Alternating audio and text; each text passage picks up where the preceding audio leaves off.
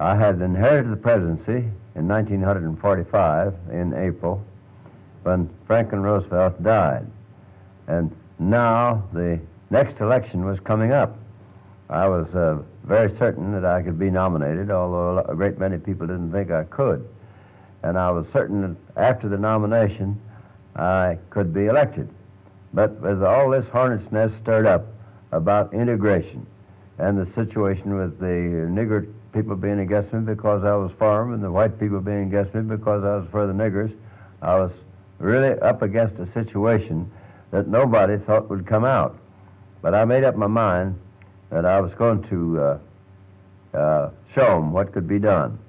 So as soon as the conventions were over, I organized a program to travel from one end of the country to the other. I went from Seattle, Washington to Key West, Florida, and from Los Angeles, California to Maine, and stopped in every state on the way and every little town that was possible to have a meeting. And that was possible from 5 o'clock in the morning until 11 o'clock at night. I held one meeting in northeastern Colorado at 11 o'clock at night with 5,000 people there. Where they came from, I don't know, because very few people live in that corner of Colorado. And I've had meetings beginning at New Orleans from 5 o'clock on, all day long, every day, from way across Texas to the southern part of California, north on the western coast of California to Seattle, and from Seattle on the Chicago, Milwaukee, and St. Paul Railroad to St. Paul, and from St. Paul to New York, stopping at every city on the way. When I got to Boston, I was put up at the Ritz-Carlton Hotel there, and who should I meet in that hotel room but Mr. Kennedy, who immediately began to cuss Roosevelt and tell me what a bad man he was, and I told the old man that Roosevelt had made him. He'd made him ambassador to Great Britain, and I'd endorsed it. And he had to quit his talk, or I'd throw him out the window. Well, he's a little bit of a squirt, and I could have done it. But Bob Hanneman got me by the arm, said, "Come on out of there, Mr. President. I'm going to get a contribution out of the old so-and-so." And he did. He got a contribution for the Democratic Party. But I never saw him after that. And I didn't hold that against his son when it came time for me to work for him in 1952. But it wasn't very pleasant with me because I was as fond of Franklin Roosevelt as one man could be of another. And I didn't want anything to happen that would in any way make it look like I was ungrateful to him. So I couldn't join in a thing of that kind. But this went on indefinitely all the way through. And on the night of the election, in 1948, about 4 o'clock in the afternoon, I took the Secret Service and went over to Excelsior Springs, Missouri. And I heard a broadcast at 6 o'clock. And the man who was making the broadcast was named Keltenborn. And he said, "You know, President Truman has a few over 1 million votes, but the country hasn't been heard from. He hasn't a chance to be elected." Well, I went to bed and went to sleep. Along about 11, 12 o'clock, I got up again, and the same thing was going on.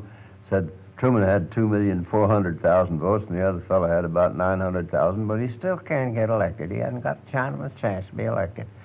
Well, about 4 o'clock in the morning, the Secret Service came in and woke me up. Said, "Mr. President, you ought to get up and listen to this."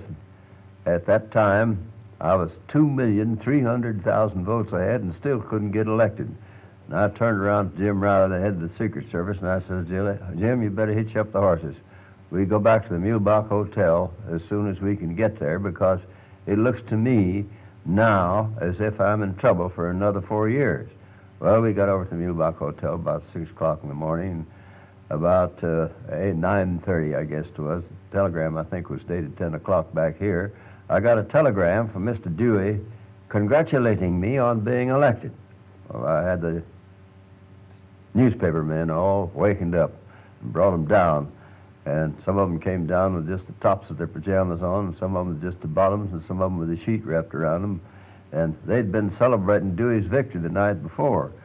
And I said, "I've got a fake telegram here I think you fellows ought to hear." And I read the telegram to them, and you ought to have seen their faces. You never saw anything like it in the world. And it was, as they didn't know it, But it was a great surprise to me to get that telegram that soon, because I thought there would be a hard time counting the votes. Well, it finally wound up with my getting 1,013 of the electoral votes, which is way over a majority, and I was President of the United States for another 4 years. Well, a few days after that, I loaded up on the train and went back to Washington. Had to go back there and straighten things out and get the thing going. And I had an admiral who was the president of the Joint Chiefs of Staff. His name was Leahy. He was the senior admiral of the United States Navy. He was standing behind the train when it backed in, and I came out to get off, and here came a senator from the South rushing down the platform and said, "Admiral, I've got to see the president right away." He'd been up in New York helping the Republicans celebrate Dewey's victory. Admiral Leahy looked at him like this, and he says, "Senator, I don't think you'll ever make it." And he didn't.